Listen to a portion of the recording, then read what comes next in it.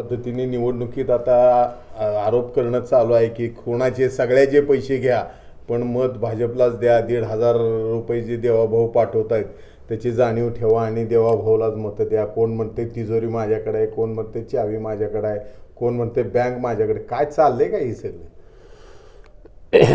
नाही, नक्की मी जवळजवळ 30-32 वर्ष भारतीय जनता पार्टीमध्ये काम केलेलं आहे.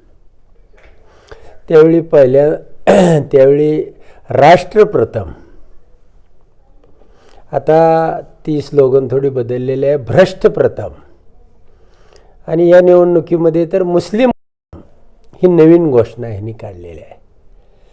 सगळ्यात भ्रष्ट पार्टी जर कोण असेल आणि जो घोषणा करणार आहे या जिल्ह्याचा पालकमंत्री, त्याच्या एवढा भ्रष्ट माणूस तो अण्णा हजारे समाजसेवक नव्हता.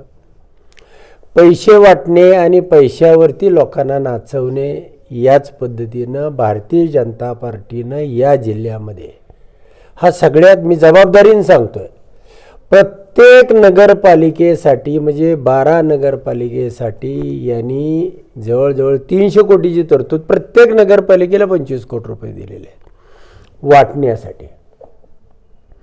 आणि अशा पद्धतीनं ज्या नगरपालिकेमध्ये ते 4थ्या नंबरला आहेत तिथं मात्र म्हणतात पैसे कोणाचे घ्या आणि मत आम्हाला द्या. भारतीय जनता पार्टी ना तत्वाची राहिलेली आहे ना तिला काय, मी सांगितलं तसं जो सगळ्यात जास्त भ्रष्ट असेल तो प्रथम. आणि या राज्यामध्ये फक्त 2च प्रकारे भारतीय जनता पार्टीचे मुख्य आधारस्तंभ आहेत. एक हिंदू मुस्लिम आहे, दुसरा ओबीसी मराठा आहे. हाच यांचा बेस आहे. यांचा विकास बेस नाही, यांना काय बेसिक तत्व नाही.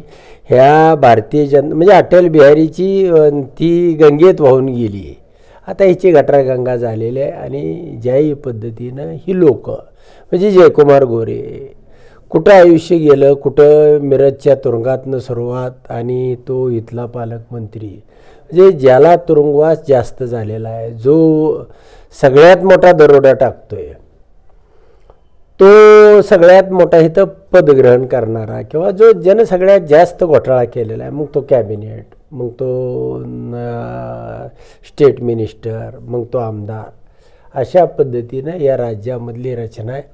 आणि जेही काही या राज्यामधल्या ह्या तिन्ही पक्षाचं जे चित्र आहे हे फार काळ टिकणारं दिसत नाही. यामधनं होणार आहे अनेक घडामोडी या राज्यामध्ये तुम्हाला पुढं दिसणार आहेत. आणि या जिल्ह्यामध्ये जी मी भूमिका लावून धरलेली आहे तीच भूमिका तुम्हाला येणाऱ्या 3 तारखेला दिसेल. 12 पैकी किमान 10 म्हणतोय मी, किमान 10, 11 सुद्धा, पण किमान 10. अक्कलकोट सोडलं तर अजून मला त्याचं जजमेंट नाही, पण बाकीच्या 10च्या 10 ठिकाणी या भारतीय जनता पार्टीचा भोपळासुद्धा फुटणार नाही. 300 कोटी रुपये या जयकुमार गोरेंनी वेगवेगळ्या भ्रष्ट मार्गातून या सरकारच्या गोरगरिबांच्या हक्काचे, शोषणाचे हे पाण्यामध्ये जातील, अशी या ठिकाणची परिस्थिती आहे.